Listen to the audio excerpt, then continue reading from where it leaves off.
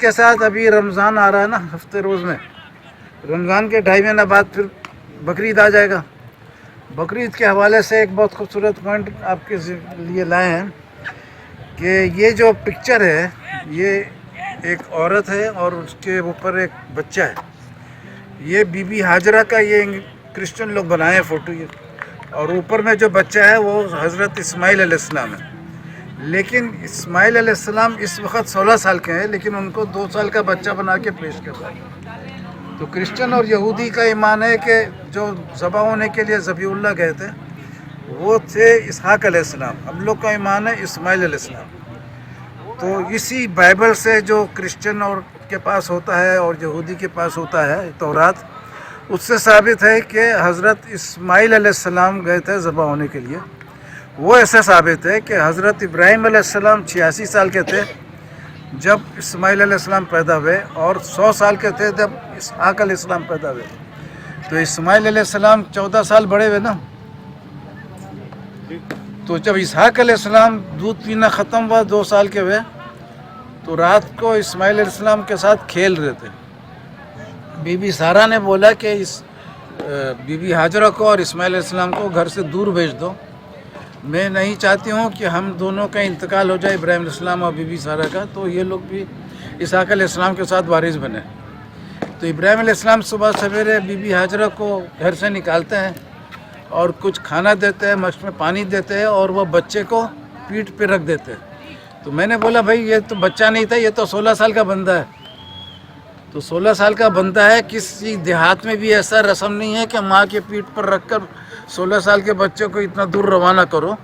اور پھر اس کے بعد 2-4 آیت کے بعد لکھا ہے کہ وہ پانی ختم ہو گیا تو بی بی ہاجرہ جو ہے وہ بچے کو جھاڑ کے نیچے لٹا دی اور رونا شروع کی کہ میرے بچے کو میں کیسے دیکھوں مرتے ہوئے۔ تو فرشتہ آتا بولتا ہے کہ کنواں ادھر میں، اللہ تعالیٰ تمہارا آواز سنا ہے، کنویں سے پانی پلا دے۔ لیکن میں نے بولا وہ 16 سال کا بچہ تھا، اس کو جانا تھا پانی ڈھونڈنے کے لیے، وہ ماں کو لٹاتا جھاڑ کے نیچے، وہ کہاں 16 سال کا۔ اور پھر اس میں یہ بھی لکھا ہے کہ ماہر شکاری بنا۔ جب ماہر شکاری بنتا ہے، جس کا آنکھ ہاتھ پاؤں سب چیز فرسٹ کلاس ہونا، بولنگ بھی اچھا کرے، بیٹنگ بھی اچھا کرے، کیچنگ بھی اچھا کرے اور فیلڈنگ بھی اچھا کرے۔ اسلام کا جو ذبیح اللہ ہے وہ اس کا صحیح ثابت ہونا مبارک ہو۔ اور یہ قرآن سے بھی ثابت ہے کہ قرآن میں ہے کہ پہلے بچہ جو پیدا ہوا تھا، اور تورات میں بھی لکھا ہے، جو پہلا بچہ پیدا ہوا تھا ابراہیم علیہ السلام نے دعا کر کے مانگا تھا بچہ کے لیے، اور اسماعیل علیہ السلام کا بشارت آیا اور پیدا ہوئے۔ اور اسحاق علیہ السلام کے ٹائم میں وہ فرشتہ آیا تھا خبر دینے کے لیے، تو وہ انکار کیا کہ ہم کو ضرورت نہیں ہے، ایک بچہ ہے کافی ہے، اور اب ہم بڈھے بھی ہو گئے۔ تو اس فرشتے لوگ بشارت دیتے کہ اللہ کا مرضی ہے اور 1 سال کے اندر ایک بچہ ہوگا، اسحاق علیہ السلام۔ تو جب اسماعیل علیہ السلام باپ کے ساتھ دوڑنے کے قابل ہو گئے تھے، تو ان کو آرڈر آیا تھا اپنے اکلوتے بچوں کو لے جاؤ اور ذبح کرو، قربانی کرو اللہ کے لیے۔ تو یہ دعا کے نتیجے میں پیدا ہوئے تھے، اور ان کے پیدا ہونے کے بعد اللہ نے اپنے خوشی کا اظہار کیا کہ اسحاق علیہ السلام کا بھی بشارت دیا۔ تو قرآن سے بھی ثابت ہے کہ یہ تھے، تو تورات میں جو لکھا ہے کہ اپنے اکلوٹے بچے اسحاق کو لے جاؤ قربانی کرنے کو، تو یہ بالکل غلط ہوتا ہے، کیونکہ چند صفحات بعد ابراہیم علیہ السلام کا انتقال ہوتا ہے 175 سال کی عمر میں۔ تو اسحاق علیہ السلام اور اسماعیل علیہ السلام دونوں مل کے تدفین کرتے ہیں۔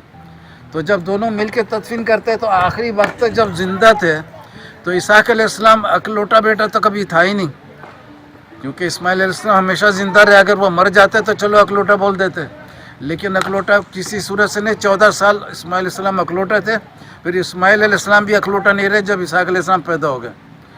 تو اس کے ساتھ آپ لوگ جو اپنے گھر کے اکلوٹے ہو، پہلوٹے ہو، سب کو یہ والا مضمون مبارک ہو۔ اب آپ لوگ بریانی کھائیے، میرے طرف سے آپ کی بھرپور تالیوں کا شرط کے ساتھ آپ کو اجازت ہے،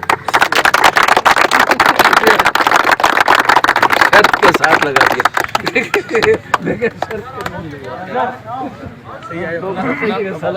لگا۔